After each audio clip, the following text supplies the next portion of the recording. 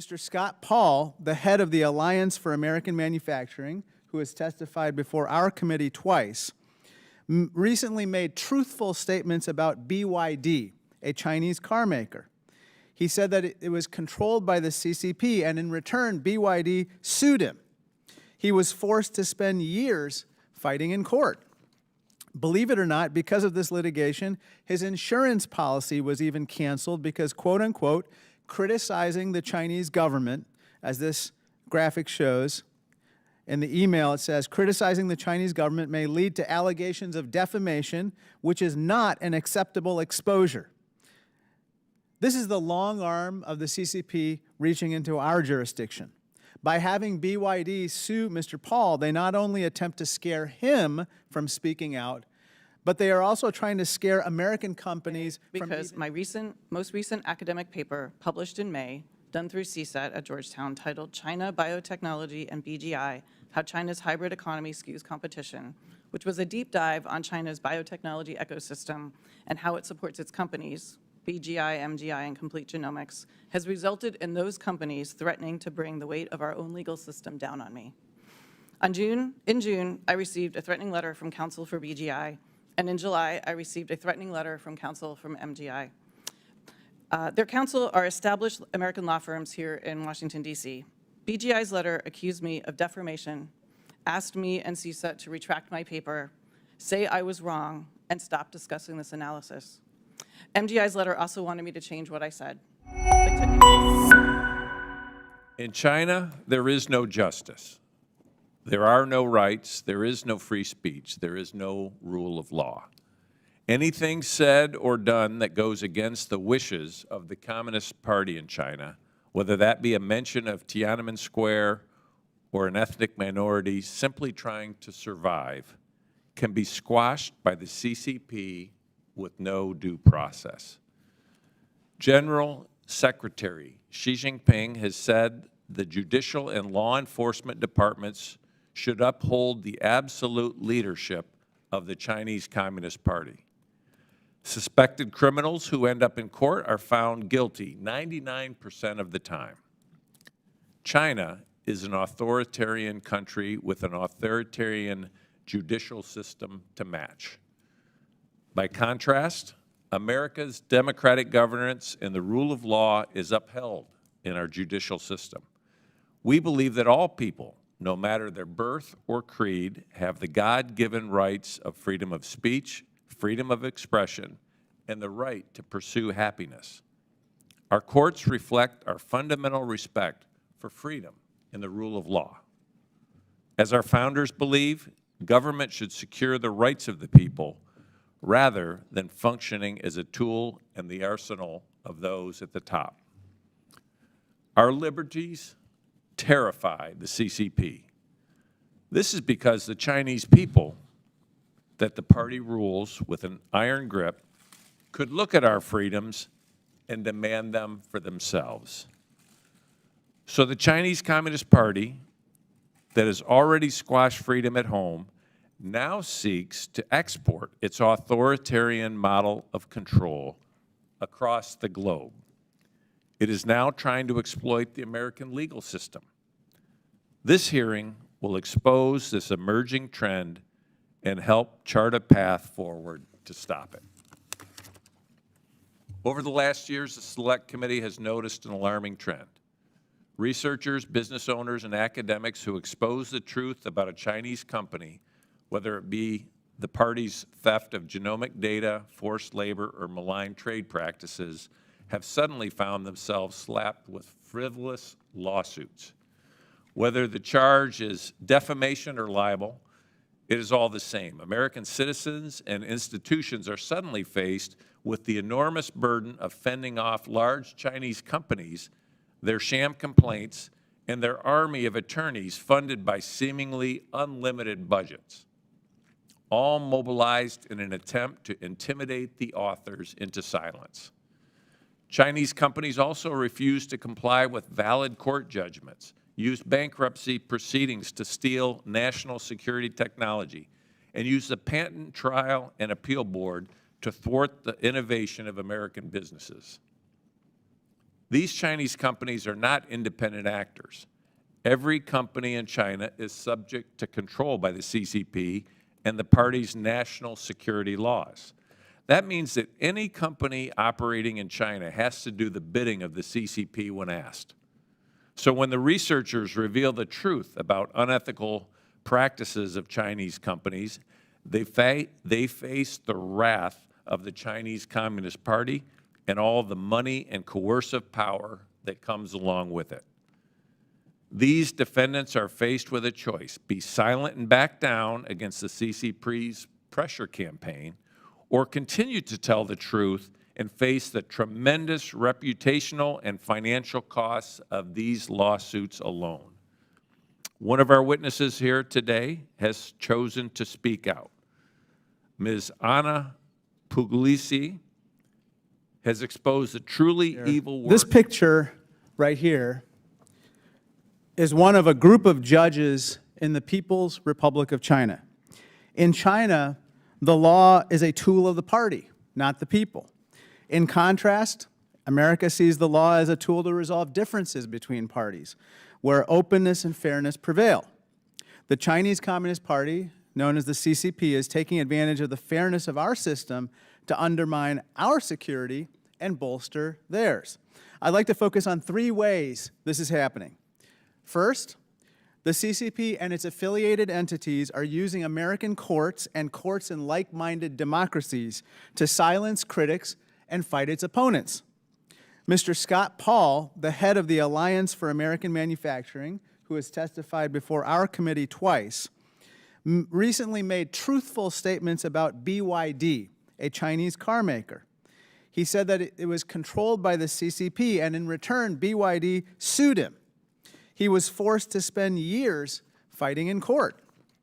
Believe it or not, because of this litigation, his insurance policy was even canceled because, quote unquote, criticizing the Chinese government, as this graphic shows.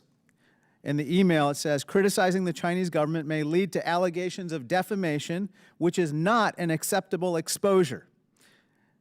This is the long arm of the CCP reaching into our jurisdiction.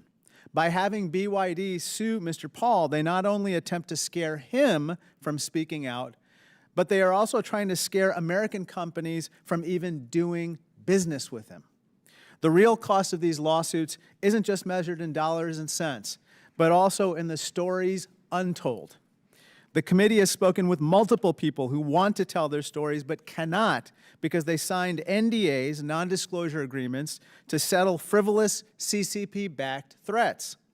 Because when you're in a lawsuit, it opens up discovery, allowing the CCP to get all sorts of sensitive documents about you. But when Americans try to get documents from CCP-affiliated entities, they can't, because PRC law often prohibits it. The CCP exploits the unfairness of this situation to its advantage. Second, CCP-backed litigants are also suing Americans in China and then trying to enforce those judgments in problematic ways elsewhere. This graphic right here is Mr. Li Rui's diary. Mr. Li was Chairman Mao's personal secretary, and Mr. Li wrote harshly about the Chinese Communist Party. His daughter gifted these particular diaries to Stanford University, but now the CCP wants to get these diaries back so it can rewrite history. So the CCP's proxy sued Stanford in Beijing, where, of course, unsurprisingly, the CCP won. Now it's trying to enforce that judgment in California. Stanford should be concerned because, after all, they have assets in China that the CCP could seize. But even worse is for companies that have employees in China. When an American company gets sued in China and loses, until the judgment is paid, the CCP can and does put exit bans on its executives, blocking them from leaving the country. For example, one American businessman has been stuck in China for over 6 years after a startup he invested in defaulted on its loans and the Chinese creditor sued him for millions of dollars he simply cannot pay. This brings me to my third and final point. CCP-affiliated entities can sue our companies, but we can't easily sue their companies, let alone their government. More specifically, it's nearly impossible to sue them in China, and very hard to even sue their companies here in the U.S. In fact, as you can see in this headline in the Washington Post, when Chinese citizens learn that CCP-backed companies that the U.S. has, sorry, that's the CCP calling. In fact, as you can see in this Washington Post headlines, when Chinese citizens learn that CCP-backed companies that the U.S. government has sanctioned can actually sue the American government in American courts, they're amazed. That's because suing the Chinese government in China is virtually impossible. And it's not much easier to go after Chinese companies either. Even in U.S. courts, some claim to be protected by sovereign immunity, and others use shell games to shield their assets and make our judgments unenforceable. Simply put, the decks have been stacked against us. And I don't think this is a coincidence. Xi Jinping has said the CCP must, quote, use the law to carry out its international struggles, close quote. The CCP views the law as a sword to use against its opponents and a shield to protect its interests. Thank you, and I yield back. Thank you, Ranking Member Krishnamurthy. Our second witness is Ms. Anna Puglisi. Ms. Puglisi is currently a visiting fellow at Stanford University and a senior advisor to the National Security Commission on Emerging Biotechnology. She was previously a senior fellow at Georgetown University and also served as the National Counterintelligence Officer for East Asia at the National Counterintelligence and Security Center. Ms. Puglisi, you may proceed. Thank you. Chairman Molinar, Ranking Member Krishnamurthy, members of the committee. Thank you for the opportunity to testify today. As you mentioned, I am currently a visiting fellow at Stanford's Hoover Institution and the founder of a research security consulting firm. I previously served as a senior fellow at CSET at Georgetown and was the U.S. National Counterintelligence Officer for East Asia. I sit before you today because my most recent academic paper, published in May, done through CSET at Georgetown, titled China, Biotechnology, and BGI, How China's Hybrid Economy Skews Competition, which was a deep dive on China's biotechnology ecosystem and how it supports its companies, BGI, MGI, and Complete Genomics, has resulted in those companies threatening to bring the weight of our own legal system down on me. In June, I received a threatening letter from counsel for BGI, and in July, I received a threatening letter from counsel from MGI. Their counsel are established American law firms here in Washington, D.C. BGI's letter accused me of defamation, asked me and CSET to retract my paper, say I was wrong, and stop discussing this analysis. MGI's letter also wanted me to change what I said. They took issue with the following points: laying out BGI and MGI's ties to China's government, analysis showing that policies that China has give advantage to its companies, and highlighting China's willingness to use genomic data in ways that the West is not, including collection of genomic data from ethnic minorities in Xinjiang. These 3 points are central to the policy discussions happening now with the Biosecure Act, as well as implementation of NSPM 33 and research security at U.S. universities and institutions and funding agencies. My points are not defamatory. They are results of research that should be made public for analysis, discussion, and consideration. Are they slightly uncomfortable for China's state-supported entities? Perhaps, but those entities have the ability to publicly refute my research using their own facts. They have not done so. Instead, they have decided to go after me, a researcher who undertook a comprehensive analysis of public and highly complex data in order to alert the U.S. government to potential national security risks. My story also highlights our country's own elite capture that aids China and silences or tempers the work of many others, as I have not received the support I need from and was promised by Georgetown University to respond to BGI's threats of lawfare. Georgetown University has to this point refused to indemnify my defense to the lawfare brought by these Chinese companies I have criticized. My analysis bumped up against an entrenched worldview that ignores the well-documented risks posed by CCP, treats China as a neutral actor, and assumes that Chinese companies, research institutes, and universities function like our own or our allies. I was criticized at CSET for my work and told I was not being flexible in my thoughts and that points I was making were a dog whistle. I was also asked to remove statements about the shortcomings of using Western financial sources to analyze Chinese commercial entities from my paper. These are sources are still used in other CSAT analysis. What I presented in my paper is damaging to the Chinese commercial entities because it lays out the complexity of their structures and ties to China's government. What I present is also damaging to other researchers that use Western economic indicators and sources to analyze a non-market economy.